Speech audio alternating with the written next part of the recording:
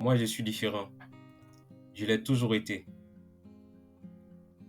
Pour ma mère, c'est comme si j'étais un extraterrestre. Elle pense depuis toujours qu'elle m'a mis au monde pour briser la chaîne de la pauvreté dans notre grande famille, majoritairement peuplée d'agriculteurs et d'illettrés.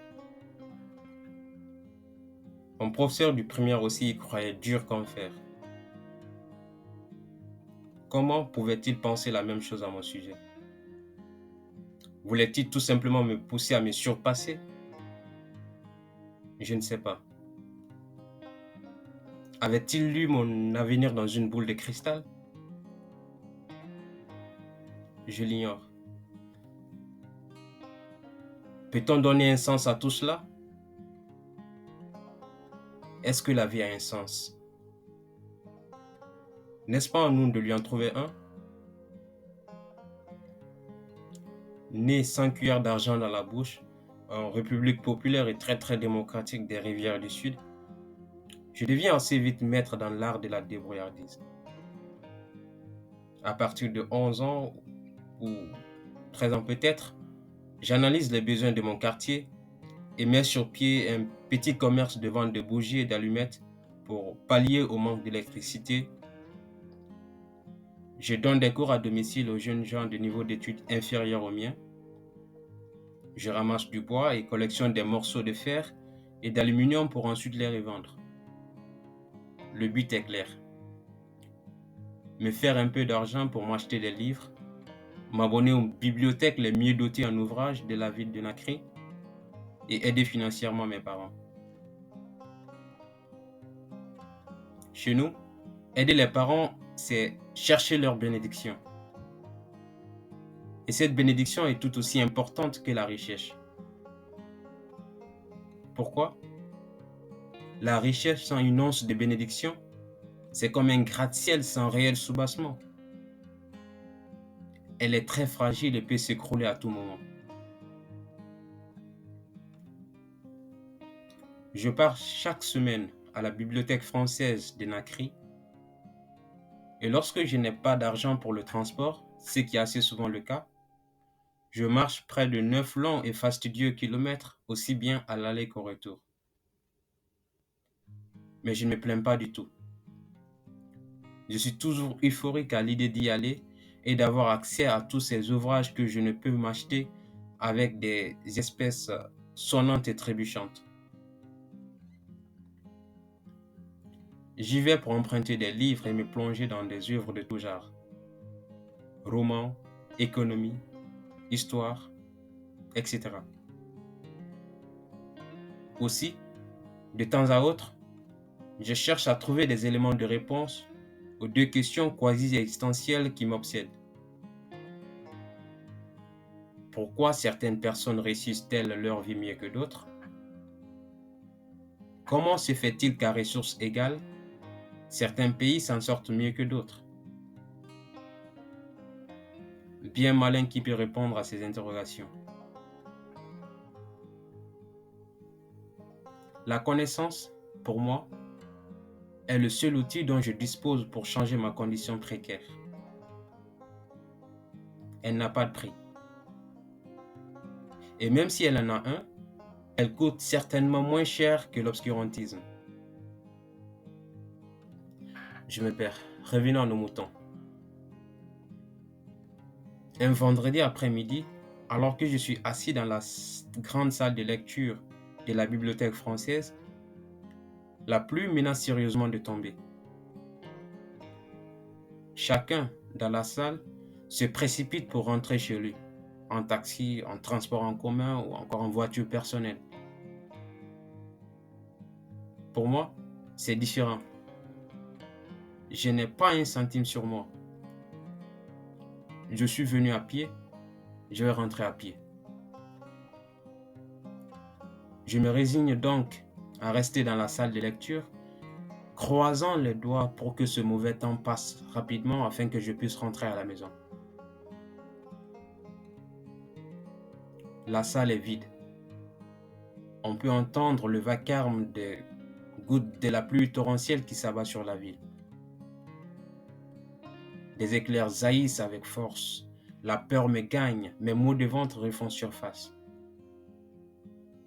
Et soudain, un éclair plus intense que les autres jaillit.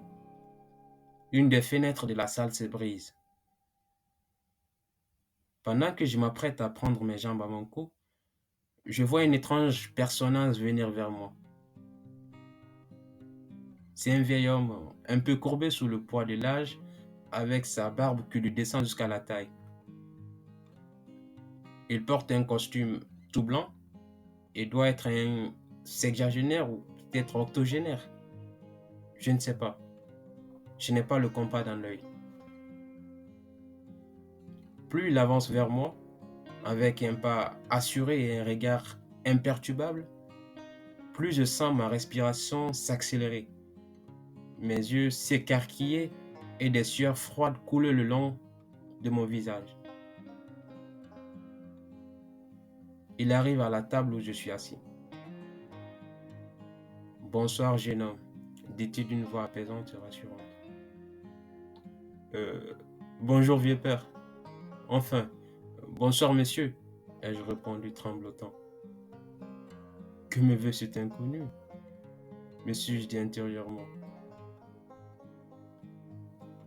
Tout d'un coup, il pose sa main sur mon épaule. À cet instant précis, mes émotions prennent le pas sur ma raison.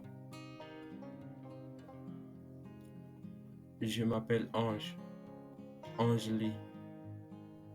Je suis envoyé par Dieu là-haut pour t'aider, précise-t-il. Moi, c'est Kaliba. Je suis lycéen et passe le baccalauréat l'année prochaine. Et j'ai enchaîné sur un ton qui cachait mal mon double sentiment de peur et de surprise du moment. Rassure-toi, je ne te veux que du bien.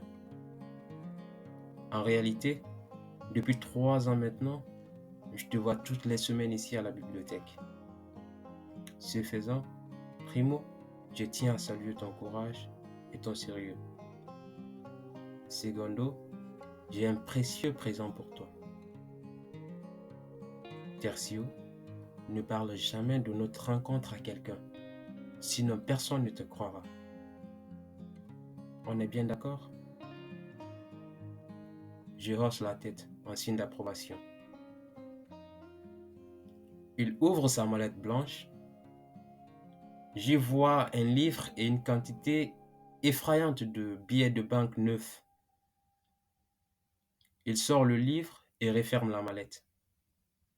Le titre de l'œuvre est éloquent. L'art de la vie et de la réussite. Tout ce que vous n'apprendrez jamais à l'école. Ma curiosité est piquée au vif. Monsieur Angeli me fixe du regard. Kali, j'ai dans ma main droite une grosse mallette remplie d'argent. Et dans ma main gauche, ce vieil ouvrage qui date de plusieurs siècles. Bien des leaders et grandes personnalités de ce monde l'ont certainement déjà lu.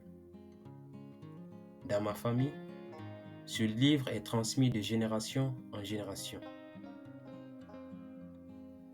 Plus important encore, toutes mes grandes réalisations et toute ma fortune, estimée à plusieurs milliards de nos francs, ont pour source les enseignements tirés de ce vieux bouquin.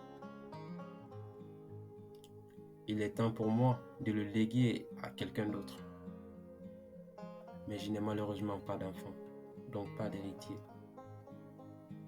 Ma proposition est simple.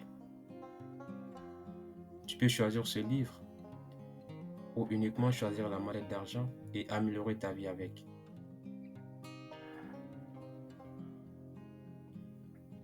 Pendant que je tente d'opérer un choix, un enseignement de mon père me traverse l'esprit. Tout acte intelligent doit tenir compte du futur, aime-t-il à me répéter bien souvent. Je fais vite mon choix. C'est une décision grave, mais je l'assume. Je prends le livre, dis-je avec un peu d'hésitation. D'accord, jeune homme, c'est très bien. Maintenant, je vais devoir te quitter. Bonne chance dans ta quête.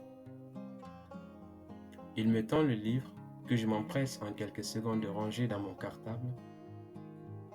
Quand je me retourne pour le remercier, M. Angeli n'est plus là. Aucune trace de lui. Quel événement surréaliste, ai-je murmuré. Entre-temps, dehors, le temps est redevenu beau.